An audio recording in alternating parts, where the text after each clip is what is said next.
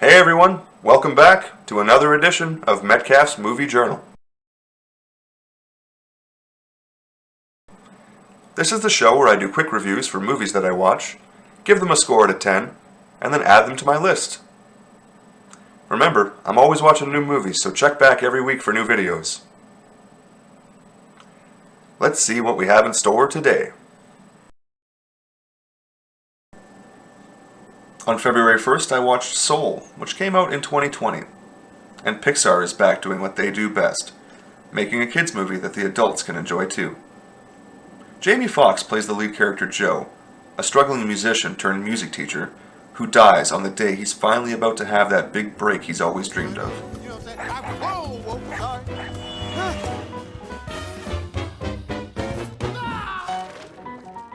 Since he was just about to get that big break, and being so close to that dream moment, he of course can't accept his fate, and we then get to follow his soul as it tries to make its way back to Earth in his body, all with the help of 22, a spirit voiced by Tina Fey. He has been at the youth seminar for quite some time and has had such notable mentors as Gandhi, Abraham Lincoln, and Mother Teresa. I made her cry. She's a pre-born, never-born spirit who actually has no interest in ever being born. So it's a pretty high concept setup for a kids movie, but that's sort of right on par for Pixar at this point. The main message of this film primarily centers around finding joy in the small things, and learning to love those little things we tend to ignore, like simply walking. It's a message that definitely bears constant reminding for adults, but I don't know how much it really needs to be said to the younger kids, who should be the target audience here. Most young kids, and this is probably true the younger you're talking, just inherently still have that zest and love for life. It usually takes a while for it to be crushed out of them. 22's character arc is maybe even more important than Joe's, because it's crucial in helping Joe learn to find that zest for life again. Pixar is always so good at writing these solid stories with characters that are super easy to relate to and get invested in. And there's nothing wrong with either Joe or 22's character, but 22 especially is written as this purposefully blank slate, so it's relatable to literally anyone and no one at the same time. And Joe at least has some depth and feels like a real person, but at the same time he's got to be a difficult character for children to relate to, in his pain, feeling like he's stuck in a dead-end version of a job he once loved.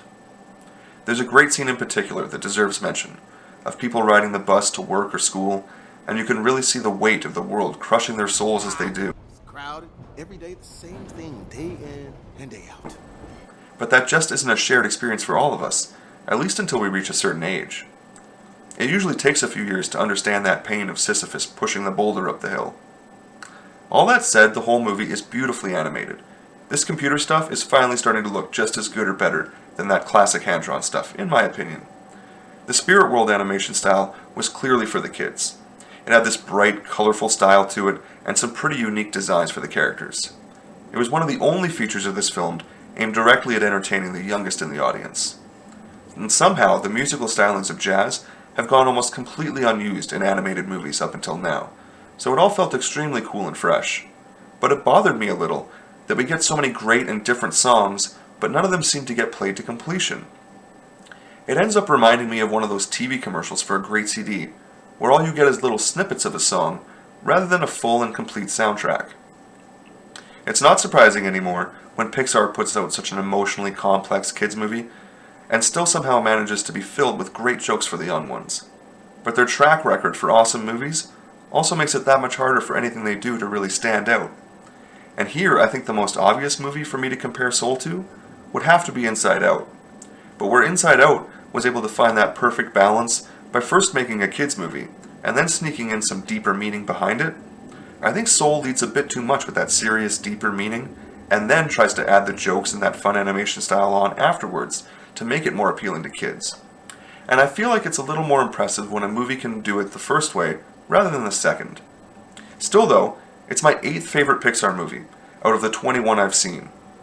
And I think Pixar has made 23 movies, and the only 2 that I haven't seen are Cars 2 and Cars 3, because the first one is actually my second least favorite out of all of them. And as you can see here,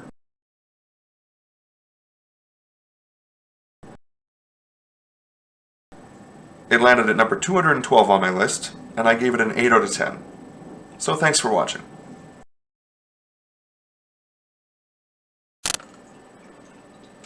Thanks for watching yet another edition of Metcalf's Movie Journal. Be sure to click like and subscribe as I'm always watching new movies, and I upload at least 2 or 3 videos every week.